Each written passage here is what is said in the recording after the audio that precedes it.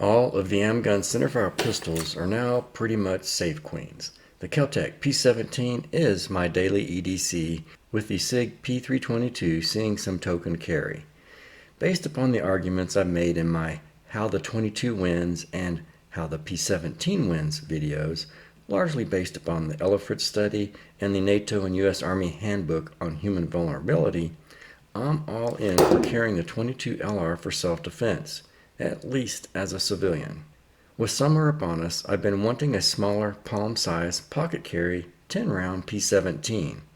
Well, KelTec doesn't make such a thing yet, so I picked up a Ruger 22 LCP II.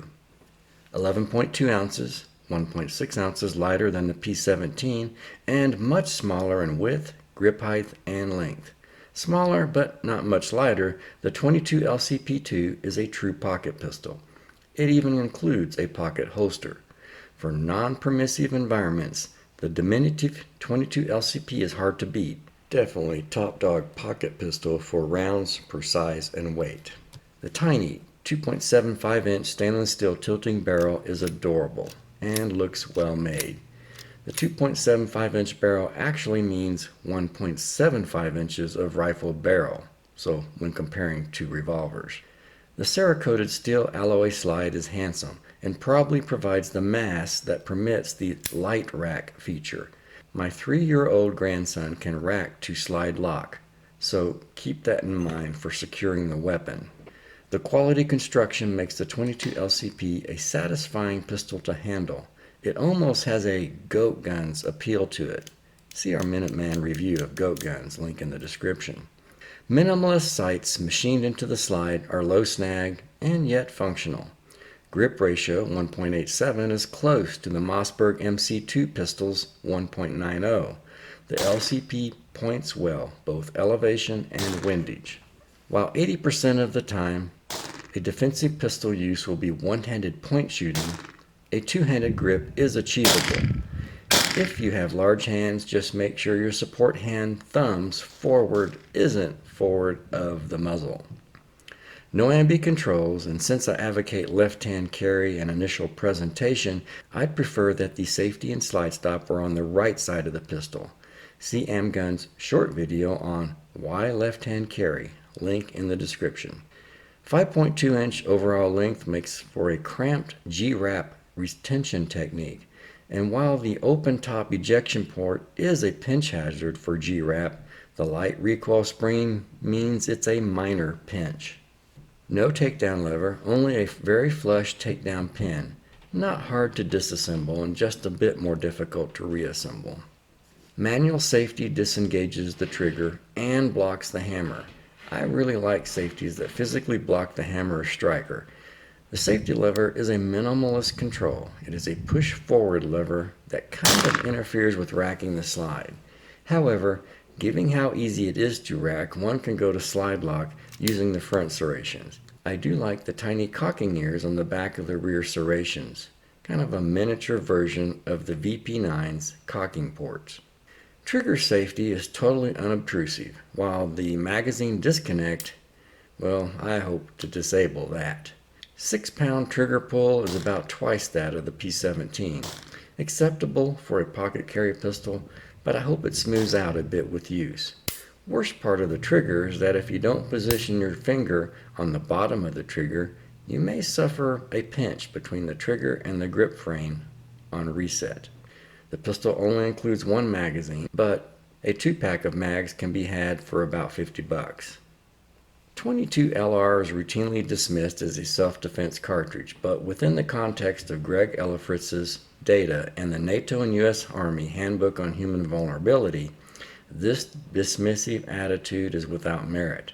When confronted with these studies, many fall back to poor rimfire reliability. With quality CCI Mini-Mag ammo and Sentry Tough Glide, I found the reliability issue to be mostly unfounded, at least with my P17s. You'll probably not experience a bunch of blown primers like we did a couple of years ago with or 1,000 round batch of Hornady Frontier 5.56, and it's very unlikely that you'll find a primer seated backwards in your 22 LR cartridge, like we once did with 9mm Blazer brass. Finally, in a self-defense context, it only needs to be reliable for a few rounds, especially the first 4 or 5. A self-defense 22 pistol doesn't necessarily have to be perfectly reliable for 1,000 rounds without cleaning, although I do think that with Sentry Tough Glide, a 22 pistol can be mostly self-cleaning for up to 500, maybe even 1,000 rounds. See the AmGun videos on how the 22 wins, link in the description. Using Federal Punch, it should surpass the lethality threshold of 40 foot-pounds out to past 150 yards, and it is almost twice this threshold at typical self-defense ranges, assuming it can cycle reliably, otherwise stick with Minimag 40 grain. Finally, there is opportunity cost. You are far more likely to save your life or the life of a loved one with an individual first aid kit than with a firearm. Better to dedicate EDC bulk and weight to a tourniquet and 22 pistol than just a Centerfire pistol alone. How the 22 wins is dependent upon the astonishing reliability of my 3 Minimag fed KelTec P17s. So, how does the Ruger LCP II fare in comparison?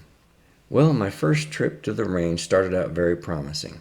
50 rounds of Federal Punch with only one failure to feed, easily solved with a palm forward assist, and then 100 rounds of Minimag with no malfunctions. Then I tried CCI 40 grain Velocitor hollow point.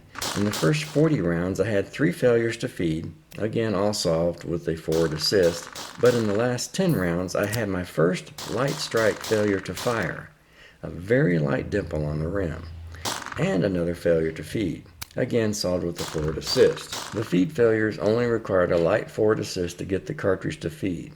A result of Lite Rack? Quite possible these will go away after break-in. However, the light strikes suddenly became a major theme. Aguila ammo saw 4 light strikes and 1 10-round mag, all very light dimples on the cartridge rim. 3 fired on a second try.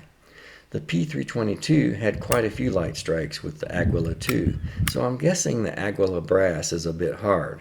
I haven't had an issue with Aguila light strikes in the KelTec P17 though. To close out my test, I loaded 10 rounds of Minimag and had 2 light strike failures to fire. At this point, I concluded that I have a firing pin problem, either a damaged firing pin or an obstruction in the firing pin channel. Inspecting the pistol, I see that the firing pin, when pressed, only protrudes about 1/32 of an inch from the bolt face, about half that of my P17. Before punching out a roll pin to inspect, I contacted Ruger to see if they could send me a replacement firing pin. A bit of online research, and it appears that the replacement firing pin will be more round rather than bladed. Hopefully that solves the failures to fire. I have high hopes that Federal Punch will prove functional in my LCP. Some reviewers have reported problems. If I can eliminate failures to fire and get Federal Punch forward assist feed issues down to, say, once in a few hundred rounds, that'll be adequate. Maybe not as reliable for sustained range use like my P17s, but with a good maintenance schedule, the LCP should get through a 10-round mag self-defense scenario without issues. Maybe some polishing of the feed ramp will even eliminate the punch feed issues. If not, I might just stick with 40 grain Minimag. Discounting the light strikes, it has been 100% so far. Look for the firing pin update in part 2 coming soon. It's Mark Laughlin speaking for the Ambidextrous Gunfighter. Please like, share, and subscribe.